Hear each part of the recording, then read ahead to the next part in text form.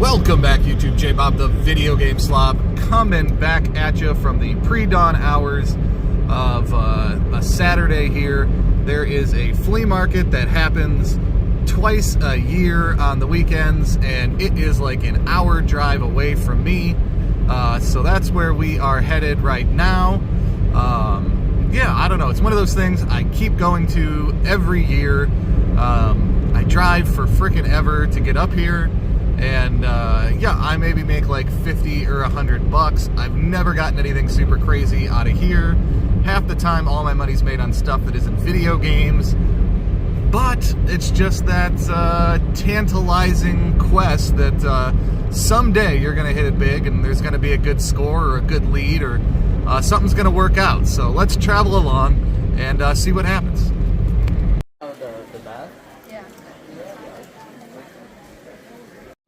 All right, here we are back in the car. As you can see, it is now crazy there. It is a little after 9, and it is time to get out and be on our way. We got this cool Dragon Slayer lunchbox. We got a Monster High down here, a bunch of Lego sets that were $9 a piece. We got a $5 one, a bunch of 64 and NES games back here, a giant pile of assorted games. Got the Lego, or not the Lego Rock Band 3, the Rock Band 3 Keytar. We got some Guitar Heroes, and in that bag, or in that box that says Lego, that was a prop box that I bought. There's some video games and a few Pokemon card packs. So I think this is about as good as we can do, and we'll take it home and get it all out for you. Welcome back, YouTube. J-Bob, the video game slob, picking back up. We got back home, unloaded all the stuff out of the car, and we spent a decent chunk. Yeah, much better than I would have planned. And so, yeah, it starts with 2 PS3 guitars, the Guitar Hero 5, the Guitar Hero Live. Both came with the games, both came with the dongles, and it had a keyboard, keytar thing that was supposedly new and sealed. So we picked all that up, $60. They were asking 25 a piece. I said 20 a piece. Easy deal done. So I think that should do well. They're going to move slow. PS3 guitars are the absolute bottom, well, maybe above Wii U, but very bottom of what people are looking for. At another table, kind of right next to them, this lady had $9 Lego sets, 298 pieces, near as I can tell. Only one minifigure, but for $9, or maybe it's 3, I don't know. You know, for $9, I couldn't complain. There were 5 of these. I didn't put all 5 down here. And they were, you know, that price. And then she had this for $6, which I just couldn't say no to. There you go, $6, because it had 4 guys in it. And so I said, what's the best price if I just buy all your Legos? And she's like, I'm selling them for $9 each. So it was $51. And I said, well, how about 50? And she said, fine. So there you go. I win. You know, J-Bob knows how to, negotiate. We'll skip over that. That's the biggest purchase of the day. This was a $5 table buy, just some graphic novels, a little Stitch manga, some just oddball CDs that, you know, hopefully are worth a couple bucks. You know, I was just taking a bunch of chances on things. Everything was super cheap, so you know, just pick up whatever's there. A little Old Crow Medicine Show, some weird bluegrass stuff, some Jack Kerouac stuff. I don't know. I'm not deep into that stuff, but for $5, I think we can make a profit or make some additional money in there. So we went ahead and grabbed that. This just came from the game store. It's funny to see a GameFly slip for Cyberpunk. Who knows where that came from. This lady had a table full of sports games, but one Resident Evil for $5. So heck yeah, we're going to grab that. This lady had all sports games, different lady, and had a sealed Dragon Ball Xenoverse 2 for $5. Yeah, all day, let's grab that. This lady had $5 Wii games that were all trash, but we had a Halo 4 for $2 and the Halo Reach from the Collector's Edition for $1. Yeah, why not? There's our Guitar Hero games, and those one has the dongle in it, one was the bigger dongle, not pictured. $5 for the stack of, I want to say McDonald's Pokemon packs, because they're only 4 cards each. But any Pokemon packs are worth $1, in my opinion. This was toward the end. There's a second building. So I went and did building 1, went out to building 2. This guy is definitely a reseller. Liked selling video games, but he said his kids, I think, collect most of them or whatever. So these are kind of the cast-offs. $17 was, probably fair on the Zelda Ocarina of Time. It is the Nintendo Selects version, so I got him down to 15. He said, yeah. Same thing. Donkey Kong Country, he had 18. It's probably fair. I said 15. They're just games that I don't have that I'm out of, so I don't mind paying a couple bucks more. Shadow of the Colossus was missing the manual, but the disc was actually in very good shape. I couldn't figure out why that got priced $5, but he said it was, and so that was cool. And then since we had made deals on all that, I asked him for the Zelda for $25, and it has the dust sleeve, which is nice. I always keep those, a little bonus. So yeah, I don't have this. The neighborhood video game store does not have that. It's just a tough one to get and keep in stock, so glad to have that. As you can see, some sort of damage to the Mega Man NT Warrior. They had $2 on issue 2 of this, and they had $39 on this super sweet Dragon's Lair lunchbox, which I am absolutely glad to own. Super amazing graphics. Again, for about half of what it was to buy it now on the cheapest one on eBay. So I don't know if that's a super great deal, but I am just very glad to have this in the collection. And I only got it for 28 bucks because I got my free manga with it. And so here, where is it? On this side, we can peel this off. This whole tray said 60 for all. So J-Bob said 50 for all, right? And she said, yeah, let's do it.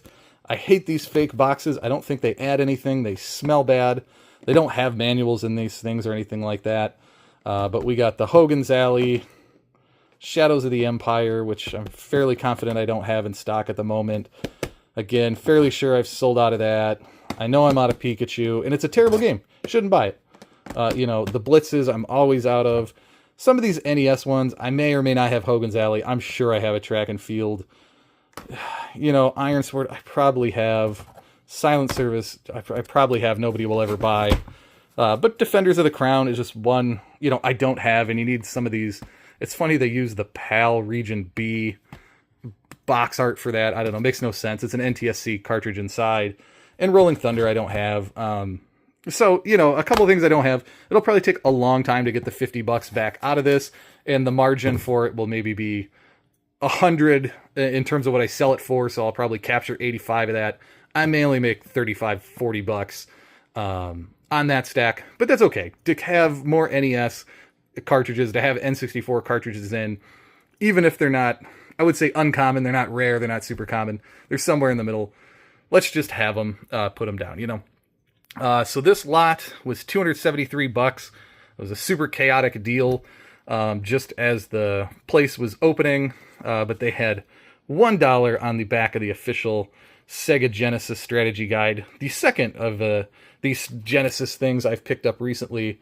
I love all this stuff. Very happy with that. One came out of that big $1,000 collection, which may or may not be up on YouTube yet. Again, just picking them up when you can find them. That's really the trick with any of this stuff is, you just kind of got to pay the price and then hope to work out a deal. And, I just have to mark them a little over what price charting says. Final Fantasy VII goes quick. 8 sits around forever. In 9, again, my buddy and I do not have in stock Black Label, no manual. Having the Black Label makes a big difference on those because, again, they printed that stuff, and I was buying them off the website 5-6 years ago in bulk, a couple $100 at a time. So Black Label does help there. Mario and Sonic at the Olympic Games. These are not the A-tier Mario games, but they're crap on the Wii and DS that the customers want. It's just the stuff that families want, and so they pick up and don't mind spending $20 on. Wii Sports Resort, again, always out of stock on Wii Sports Resort. PS2 Horror, just buy it. Sealed copy, so that'll probably just go into the hoard. Buying anything sealed these days is pretty cool. Oh no, it's in there. Jeez, it felt so light. I was like, oh, I didn't get it. A super rare Wii game. Just this, it's drying up. You don't see it anywhere. Again, it's got the manual in it. the time to buy rare GameCube games is when you find them, because the prices just keep drifting up. Nobody in town has them, and so you need to have them, to sell them. That's frankly. Mortal Kombat's, again, people just constantly buying them. Fling Smash, I'll probably just keep. I love this game. I'm a big proponent of it. This, I think, was underpriced because it recently had a price spike. I've sold 2 copies of it now, and I'm out again, all since New Year's. Super popular, $3 GTAs, as long as I could get it. Again, Dante's Inferno may be worth $8, but it's just a game I'm going to hoard. I think that has future value. You're going to see a lot of the variations on the same theme. It's Final Fantasy. I don't have it in stock. It doesn't stay in stock. You got to have them. $8, new, sealed. You know why I'm hoarding those. All the unmarked PS2 were $4, so just kind of hoarding PS2 mid-level stuff. It's not going to make money for me today or tomorrow, but it's stuff that goes out of stock, and I like to have the uncommon games, the Tony Hawks. This game sells all the time. People love it. The Turoks. So that's all you're seeing, just $4, buying the hits, buying the classics, buying the stuff people want to play. That way other stores don't have this stuff in inventory. And I do. I don't think any of that's going into the PC. Maybe the GameCube, 1 or 2 of these that you've seen, maybe it's something I don't have.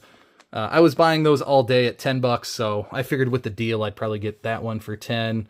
Resistance 3, I think, was just mispriced. It definitely goes for more than that.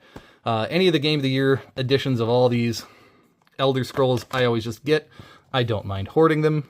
Again, just games you're not going to see on the 360 forever. And then Mortal Kombat stuff. So there you go. That's what we picked up. 10-minute review. Yeah, let me know what you think.